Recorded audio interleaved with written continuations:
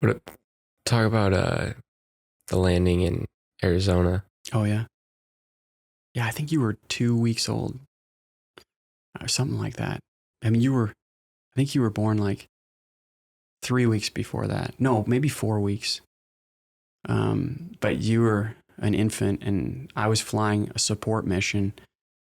It was training and I was supporting a four ship and I took off and about 15 to 20 minutes into the flight, received a warning of a hydraulic failure. Really? Yeah, and there's two hydraulic systems in the F-16. The A system and the B system, they're two separate systems, two separate pressures. The A system isn't a big deal, but the B system is a big deal because it controls your landing gear. So there's backups for when that system fails. Your landing gear is pretty heavy. It's held up under the belly of the airplane with some hooks, and it takes a lot of air pressure to pop those hooks open. And there's a backup system that uses an air bottle. It's kind of like a fire extinguisher. And the fire extinguisher is kind of in the front of the airplane. And when you pull the alternate gear released, it's going to use that air pressure to pop those hooks. So what was determined was that the air bottle was full. We check it before every plane flight. During pre-flight, we check that. But the air bottle released, but the pressure didn't get all the way down to the hooks. It leaked through the pipe because they discovered a loose bolt. Wow. So they determined that it was a torque problem. During the last inspection, the plane is taken apart to inspect, and that bolt was not torqued. So it kind of like a motorcycle vibration, like bolts come loose. Yeah. So during taxi and takeoff and ground operations, there's probably a lot of pressure on that landing gear, and it loosened the bolt. So the bolt was loose. Nobody noticed it. I didn't notice it. It's not very easy to notice because it's kind of up higher, and Just one bolt. Yep. I just checked the green arrow that the pressure was good. I didn't check all the bolts. They added a torque specification after that safety investigation, and it became a Class C mishap during that, because Class A mishap is total loss of the airplane or the loss of pilot's life.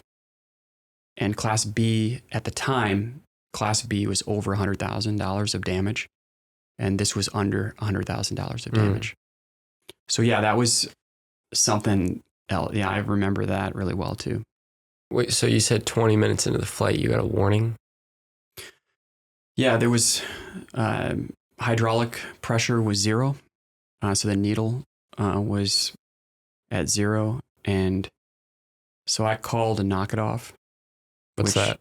Okay, so if you're in a fight and you have a real world problem, or you need to end the whole engagement, the training engagement, you call knock it off. You can imagine, like, if you're all playing football or everyone's playing a sport or a soccer game, and someone says knock it off. Yeah. It's going to get everyone's attention, right? So you called that, and then everybody stopped, and then they wanted to know what was going on, obviously. So I got a chase plane. So another pilot looked at my airplane, looked up and down, didn't notice anything wrong. And then we went immediately to the alternate field, which was Yuma. It actually is not Yuma. It was Gila Bend. Okay. Which is about 100 miles south of Phoenix. And so we circled at Gila Bend, got slow, lowered the gear handle. Nothing happened. Really?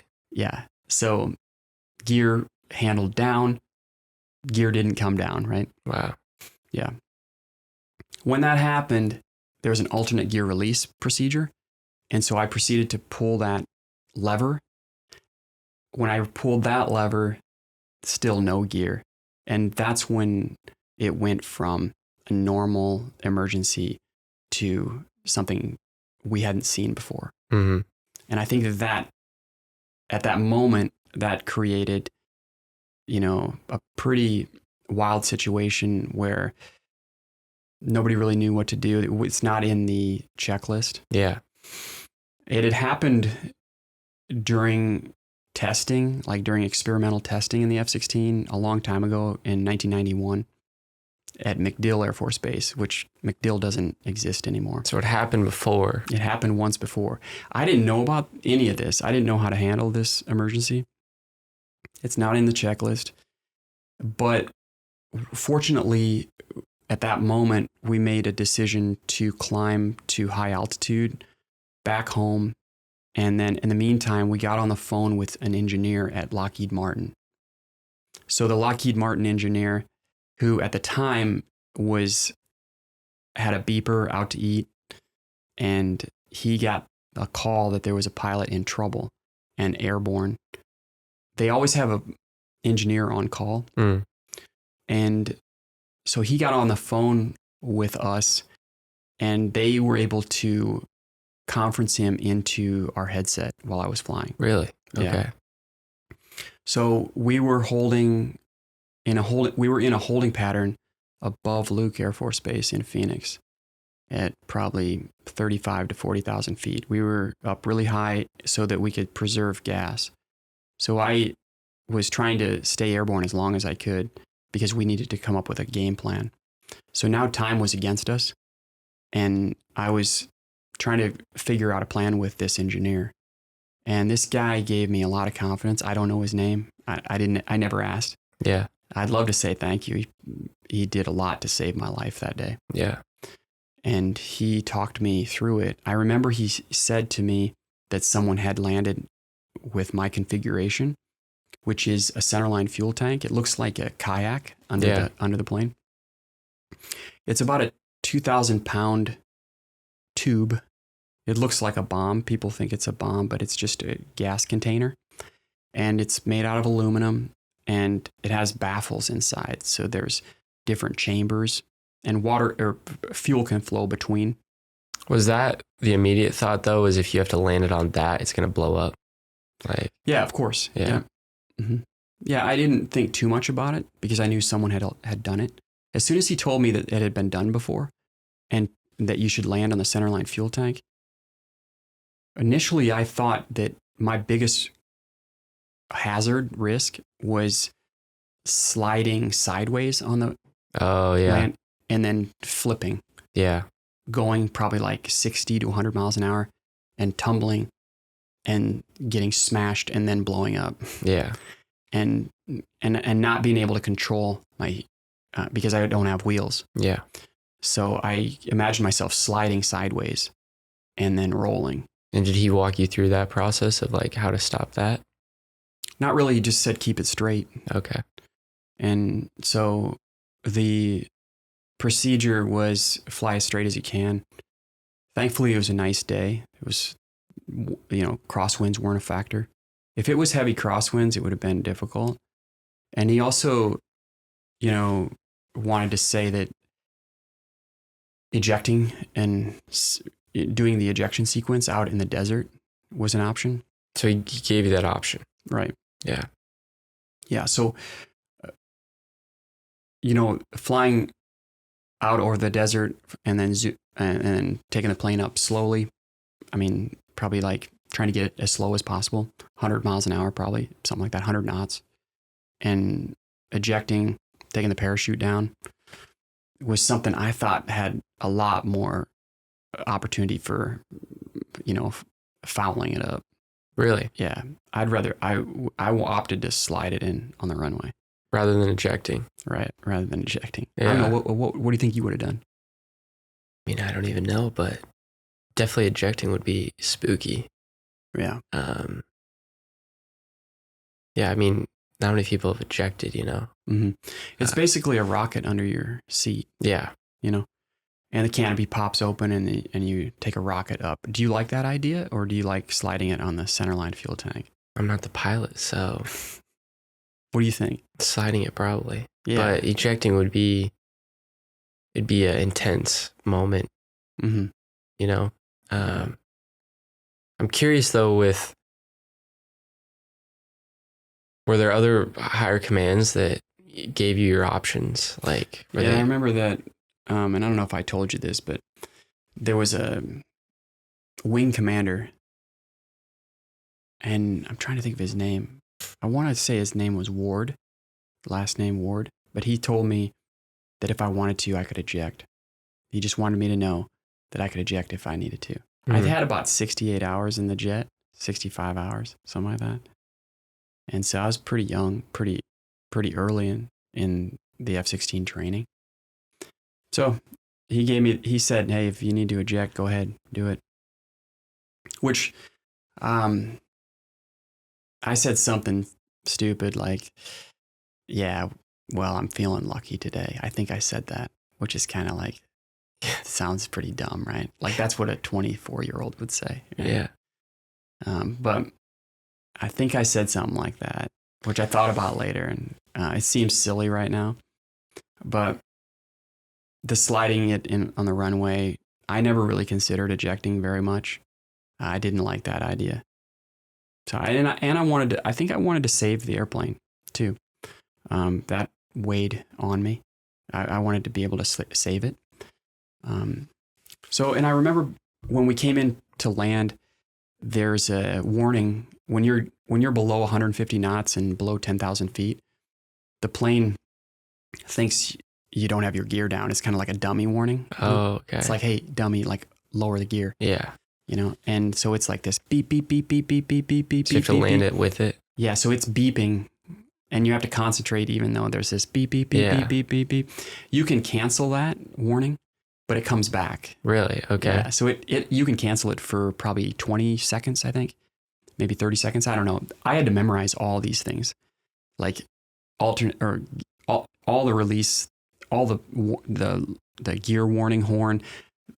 You can cancel it. It comes back in 20 seconds. All that stuff was memorized. Yeah. Because there's a book that's an inch thick about the F-16 and how it was programmed, everything about it.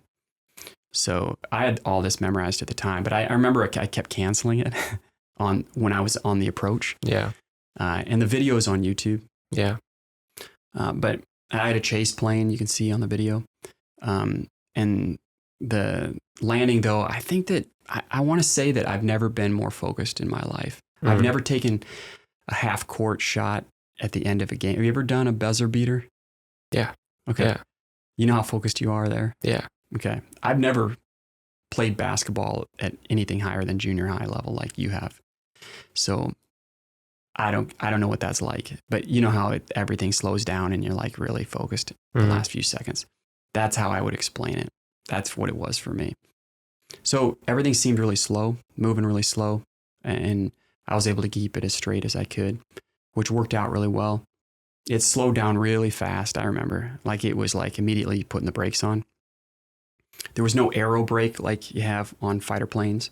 It was just kind of like pretty flat. It's pretty loud once you hit the ground? No, I didn't feel... It was pretty soft, actually. And I didn't hear much. It was a lot like the gear was down, you know. It was maybe a little bit lower. But I remember just like slowing down quick. And then I also remember that I was trying to get the canopy up and it just taken forever to get the canopy up. I think that was like time dilation. I was experiencing time dilation in a stressful moment where, you know, 5 seconds feels like 20 seconds. Yeah. I think it takes 8 seconds to depressurize the canopy and raise the canopy once you release the switch. Well, why you were just trying to get out of the jet before like it blew up or something? Yeah, I mean, I'm thinking that it's going to catch fire. Yeah. I'm not thinking explosion. I'm just thinking there's basically a fire underneath me from the gas. Yeah. The gas tank that I'm just sliding. There's lots of sparks. There's a fire truck that's standing there. So I better get out of this plane. Yeah. Pretty quick, right? Yeah. So I'm thinking as soon as the next thing I need to do after it comes to a stop is like get out of the plane. So I'm pretty sure like right when that thing stopped, I was trying to raise the canopy and it was taking way too long for the canopy. So I thought maybe the stress from the landing had like bent the canopy rails. So there was something wrong with the canopy. So I was starting to think that like, oh boy, there's something wrong with this canopy. But it was just taking its time. It was taking its 8 seconds. What's the protocol if the canopy won't go up? I'm not sure. They're probably going to have to break it. Yeah. The firefighters are probably going to have to break it and help me out. But it's made of Nalgene. The Nalgene bottles? No. Like, those clear drinking bottles from REI, where the camping bottles that are like clear, and you can drink out of them. That's called Nalgene, but it's probably like a 1/2 inch thick. Okay. It's like acrylic or. Yeah. I don't know what an Nalgene is, but it's not glass, and it can absorb like bird strikes and stuff like that. But that canopy's made out of Nalgene. And so I'm pretty sure it's not easy to get that open. I'm not sure how they would get it open. But thankfully, I think that they engineered it really well, that it's like not a problem. Like it's easy to get it open, But it worked great, man. It wasn't hard to hop out of that thing, My adrenaline was pumping. I was probably over 100 beats per minute just sitting there, just thinking about it. So I slid and jumped and ran away from the jet and the fire truck. They told me, watch out because you might get hit by the fire truck. And it's true because whoever was driving that fire truck was not thinking about me. Really? They were just thinking about the jet? Yeah. They didn't know I was going to jump out, or they weren't thinking about me. Wow. They were thinking about getting water on the plane. And so they did like a hard hook turn, right around the plane, which surprised me, Yeah. It'd be like crossing the street and someone's doing a U-turn right in front of you. Yeah, and you're like, what the, get it. Yeah. So you have to jump away from this big truck. Yeah. So I remember that happened. I had to like dodge the fire truck, and I stood there on the runway and watched them spray water on the plane. And then they took me to the hospital, and I had to take like 8 vials of blood. I remember I got in the back of an ambulance. Why is that? They immediately did a blood test on me. Because they were wondering if, okay, gotcha. Yeah. Yeah, of course. I mean, they want, that's standard procedure. Yeah. Whenever there's an emergency or like an investigation, they want to take the pilot's blood as soon as possible. So they want to make sure there's not alcohol in my blood or something like that. Yeah. So they took 8 vials of blood, and then I started answering questions about it. And they did a safety investigation. The investigation revealed that the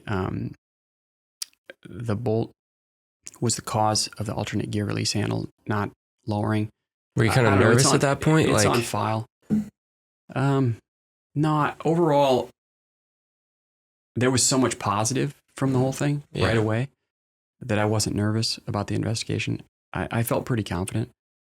I didn't. Yeah, I could have. I guess I could have felt nervous about it. But I'm surprised that I wasn't more nervous than I was. But I felt like I did a really good job, so I that's why I wasn't nervous. Gotcha. Yeah. Mm-hmm.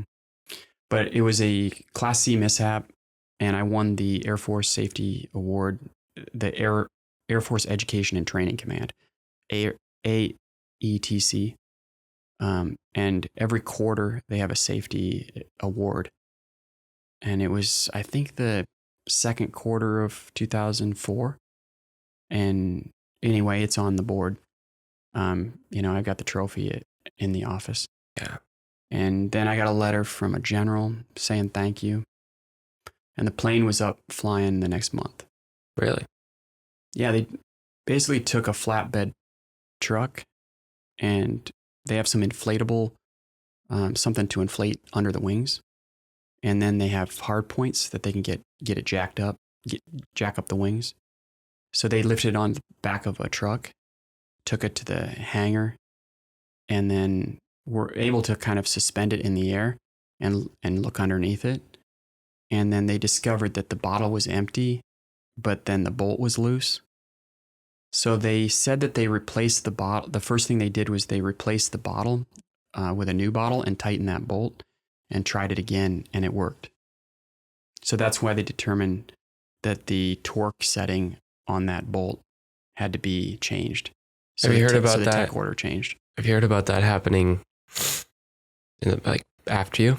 No, I haven't. Mm. I'd like to know. Yeah, And we can ask ChatGPT if it's happened again. maybe. Yeah, but the report, it was kind of funny, the news report. There was a lot of news reports all over the place, like pilot runs the plane out of gas, Mm. and there's a lot of misunderstandings. Really? The media kind of, The there were media. some other ones that just didn't get it right, huh? The media didn't get it right. No, they didn't know though, Yeah. and at the time social media hadn't exploded yet, but there was a media report, and then there was on the news media, there was like, you could comment, and I saved that for you. It's hanging in the garage. I printed off all those comments. Oh. So a lot of people that commented said, hey, I know the pilot. This is what really happened. And he did a great job. Gotcha. Yeah. I got to show you that. Yeah.